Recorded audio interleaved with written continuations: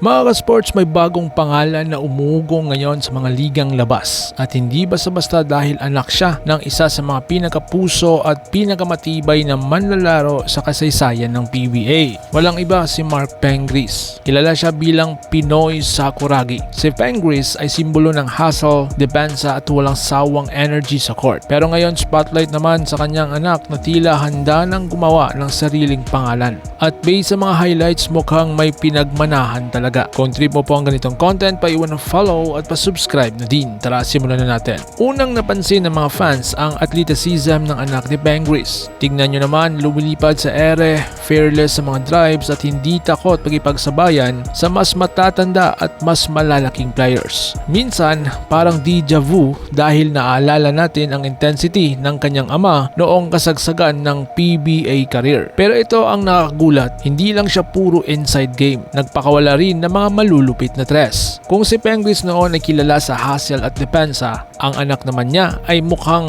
mas modern player mga ka-sports kasi nga may shooting stroke, may kumpiyansa at kayang umatake inside at outside.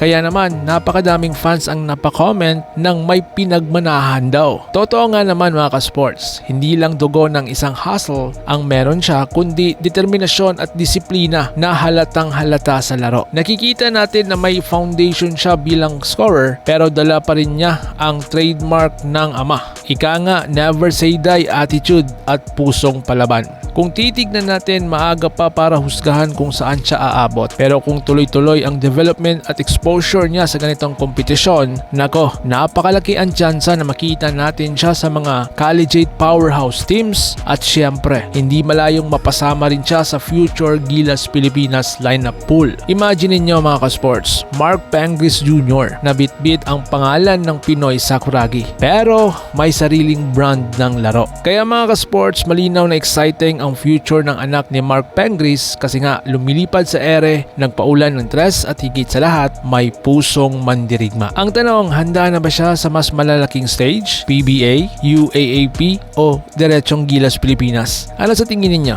Comment down below at pag-usapan natin yan mga ka-sports. At huwag kalimutang mag-like, share at subscribe para updated po kayo sa lahat ng basketball highlights at kwento. So paano?